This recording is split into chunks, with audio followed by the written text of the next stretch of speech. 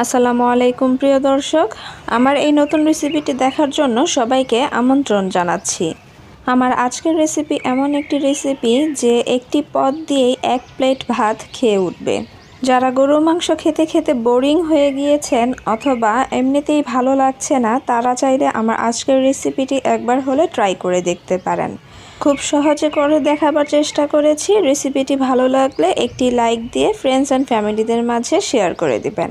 তো চুলায় একটা প্যান বসিয়ে দিয়ে এতে আমি শুটকি নিয়েছি, দেখতেই পাচ্ছেন এটা আমি এখানে লইট্টা শুটকি নিয়েছি আর মাঝখান থেকে ছোট ছোট টুকরো করে কেটে নিয়েছি।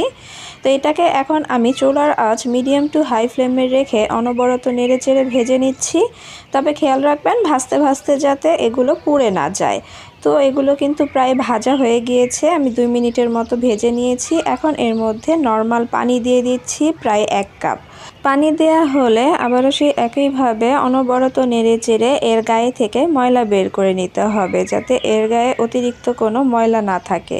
তো আমি এভাবে কিন্তু ময়লা বের করে নিয়েছি। এখন এটাকে সাদা পানি দিয়ে ধুয়ে খুব ভালোভাবে পরিষ্কার করে নিয়েছি, দেখতে পাচ্ছেন। এখন আমি এর ভিতরে যে কাঁটাটা থাকে সেটাকে কিন্তু বের করে ফেলছি। তো আপনারা চাইলে এভাবে আস্ত রেখেও এটাকে রান্না করে নিতে পারেন। তো আমি কাঁটাটাকে ফেলে দিচ্ছি, একটু মোটা সাইজের তো তাই, চিকন হলে আর ফেলার দরকার নেই। তো যেভাবে আপনাদের সুবিধা হয় সেভাবে করে এটাকে রান্না করে নিতে পারেন। তো আমি এটাকে ফেলে দিয়ে নিয়েছি। চুলায় একটা প্যান বসিয়ে দিয়ে এতে দিয়ে দিচ্ছি 3 টেবিল চামচ পরিমাণ রান্নার তেল। এখানে একটু বেশি করে তেল দিতে চেষ্টা করবেন, এতে করে রান্নাটা কিন্তু অনেকটা ভালো হবে। তো আমি এখানে 3 চামচ তেল দিয়ে দিচ্ছি 1 কাপ পরিমাণ পেঁয়াজ কুচি। তো শুটকি রান্না করার জন্য এখানে সব কিছুই কিন্তু একটু বেশি বেশি লাগবে। আর দিয়ে দিচ্ছি 1 কাপ পরিমাণ আস্ত রসুন। এখানে আমি মাঝারি সাইজের যে রসুনের কোয়াটা হয় সেটা নিয়েছি, আর একটু বড় সাইজের রসুনের কোয়াটাকে মাঝখান থেকে অর্ধেক করে কেটে নিয়েছি। এখন এই পেঁয়াজ আর রসুনটাকে খুব ভালোভাবে 2 থেকে 3 মিনিট ভেজে নিতে হবে, যাতে রসুনের কাঁচা গন্ধটা চলে যায়। তো আমি এটাকে ভেজে নিয়েছি। তো এর মধ্যে আমি দিয়ে দিচ্ছি শুটকিটা। আমি এই রসুন আর পেঁয়াজের সাথে শুটকিটাকেও কিন্তু তেলের মধ্যে ভেজে নিচ্ছি, এতে করে যে শুটকির অতিরিক্ত যে একটা গন্ধ সেটা আর থাকবে না। তো আমি ভাজতে ভাজতে পেঁয়াজটা কিন্তু প্রায় ব্রাউন কালার হয়ে এসেছে, আর রসুনও কিন্তু ব্রাউন কালার হয়ে গিয়েছে, দেখতে পাচ্ছেন। এখন এর মধ্যে অল্প কিছু পরিমাণ পানি অ্যাড করে দেব, যাতে মশলা কষানোর সময় তলানিতে ধরে না যায়।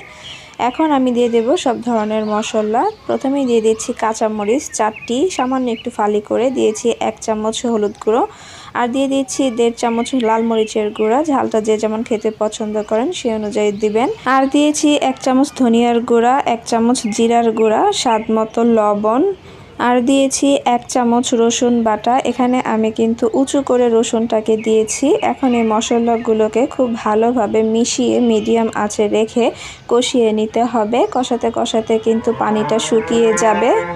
দেখতেই পাচ্ছেন আমি কিন্তু প্রায় 4 থেকে 5 মিনিট মশলাটাকে খুব ভালোভাবে কষিয়ে নিয়েছি। এখন আমি এর মধ্যে পর্যাপ্ত পরিমাণে পানি দিয়ে দিচ্ছি। আপনারা এখানে পানি ততটুকুই দিবেন যে যেমন গ্রেভি খেতে পছন্দ করেন। তো আমি পানিটাকে রাখবো না, একদম শুকিয়ে ফেলবো, তাই অল্প পানি দিয়েছি। আপনারা চাইলে একটু হালকা ঝোল রেখে খেতে পারেন, তবে এটাকে শুকিয়ে নিলে কিন্তু বেশি ভালো লাগে। আমি এখন একটি ঢাকনা দিয়ে ঢেকে এটাকে কিছুক্ষণ রান্না করে নিচ্ছি, তবে মাঝখানে উঠিয়ে কিন্তু নেড়ে চেড়ে দিতে হবে, যাতে তলানিতে ধরে না যায়।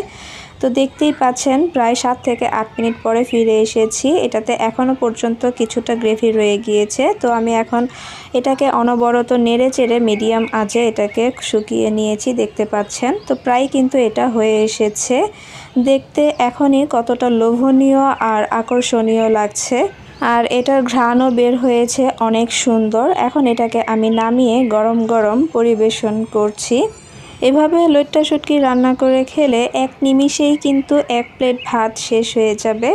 আশা করছি আমার আজকের রেসিপিটি আপনাদের কাছে ভালো লেগেছে। ভালো লেগে থাকলে প্লিজ একটি লাইক দিয়ে ফ্রেন্ডস অ্যান্ড ফ্যামিলিদের মাঝে শেয়ার করে দিবেন।